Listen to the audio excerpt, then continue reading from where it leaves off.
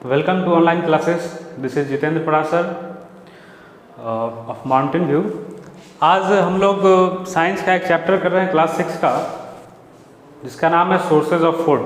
Okay, तो हम लोग देख रहे हैं क्या, class 6 chapter 1 sources of food. इसमें हम लोग क्या क्या चीज़ पढ़ना है उस पर थोड़ा सा फोकस करते हैं। तो हम लोग का जो टॉपिक जो क्लियर हम लोग को करना है वो मैंने पहले ही बोर्ड पे लिख लिया है, ताकि आप लोग को फर्दर दिक्कत ना हो। क्या क्या चीज़ है तो पैटर्न वाइज रहता है तो ज़्यादा बेटर रहता है।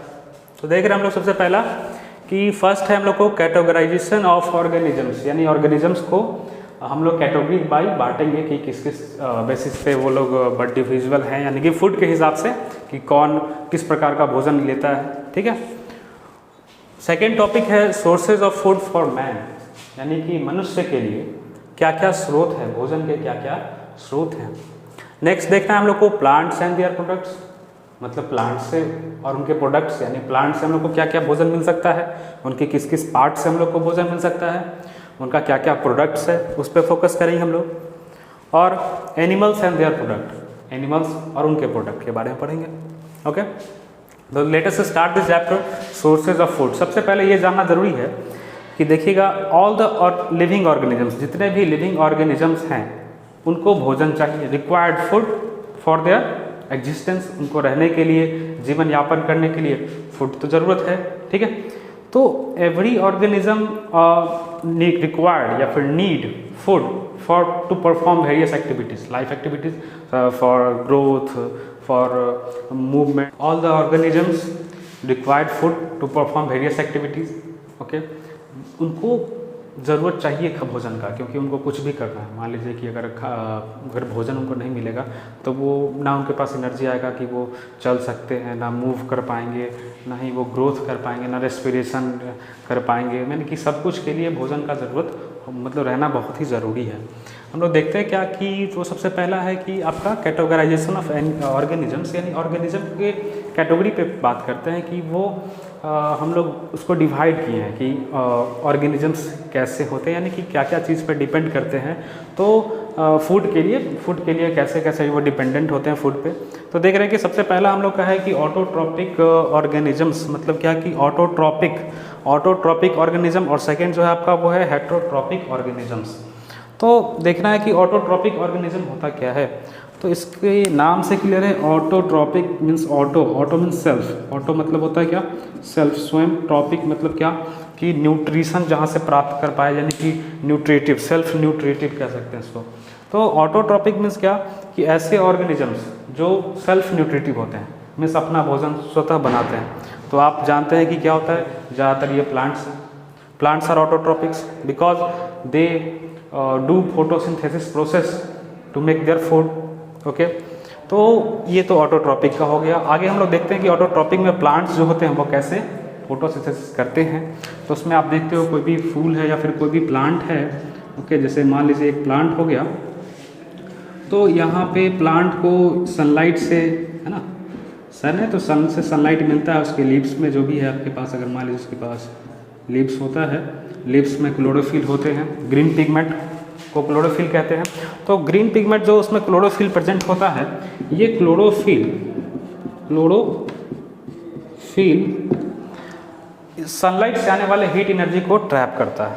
और इसमें प्रेजेंट जो स्टोमाटा होते हैं, यानी कि जो स्मॉल ओपनिंग्स कॉल्ड स्टोमाटा, वो क्या करेंगे कि बाहर से, यानी कि एटमॉस्फेयर में जो भी गैस है, कार्बन डाइऑक्साइड, उसको वो एब्जॉर्ब करेंगे।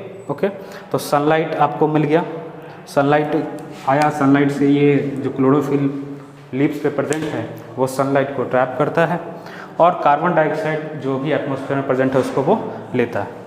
ये लेने के बाद नीचे से, यानी कि रूट से, वाटर और मिनरल्स को प्लांट कैरी आउट करते हैं। ओके, स्पेशल टिश्यूज है, इनमें बहुत सारे टिश्यूज है, जाइलम टिश्यूज आगे हम लोग पढ़ेंगे जाइलम टिश्यू के बारे में। वो है जो कि नीचे से, अर्थ से मिनरल्स और वाटर को ऊपर ट्रांसपोर्ट करता है।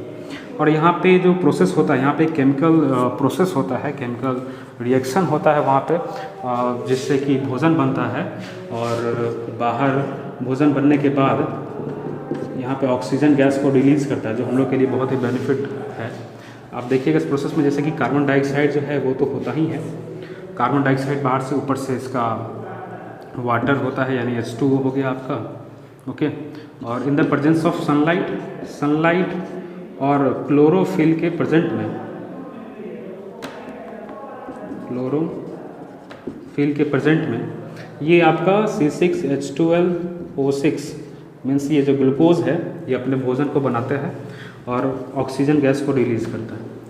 तो ये प्रोसेस है फोटोसिंथेसिस का, ये अपना खाना स्वयं बनाते हैं और इसलिए इनको प्रोड्यूसर्स भी बोला जाता है, क्योंकि प्रोड्यूसर्स मतलब क्या कि सारे लगभग जितने भी ऑर्गेनिजम्स हैं वो इन्हीं पे डिपेंडेंट होते हैं।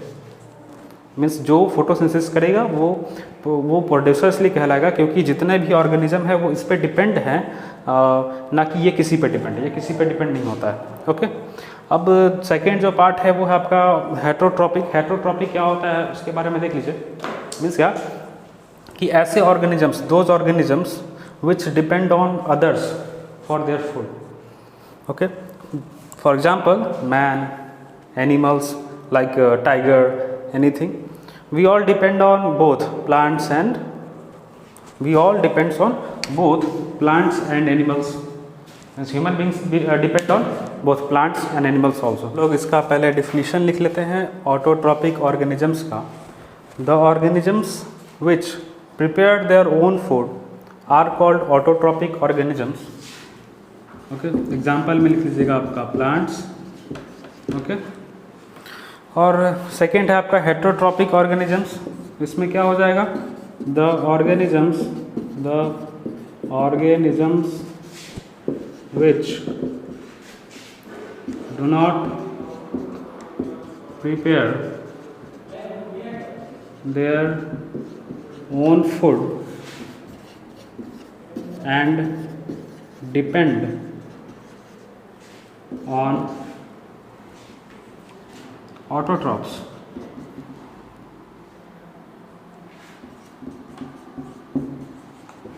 okay, are called heterotrophs.